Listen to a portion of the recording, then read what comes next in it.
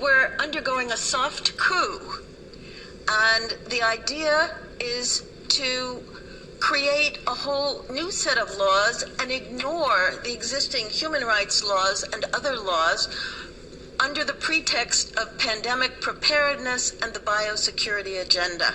The WHO is developing through all its nations, but with the WHO Directorate in the United States in charge, a pandemic treaty and amendments to the existing international health regulations that will remove the human rights protections currently embedded in the IHRs, will enforce surveillance, censorship, get rid of freedom of speech, require governments to censor and only push a single narrative.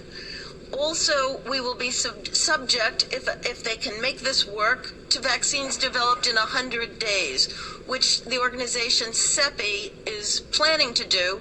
And one of the people who founded CEPI was Jeremy Farrar, who is now the chief scientist at the WHO, to bring this forward.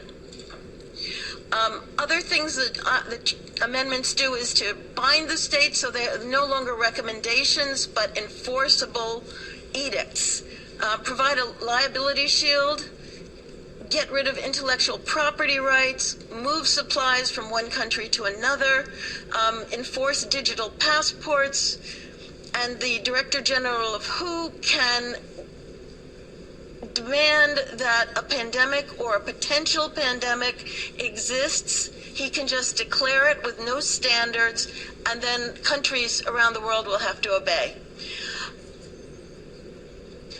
Also, the WHO will tell you what drugs you can and can't use in your nation once a pandemic is declared. Obviously, the budget will increase. One Health is another part of this.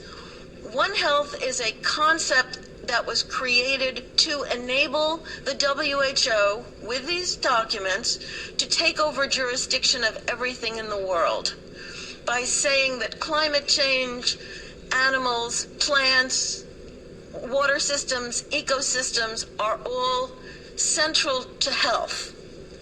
Also embedded in this concept is a peculiar notion that humans are no longer of greater value than animals.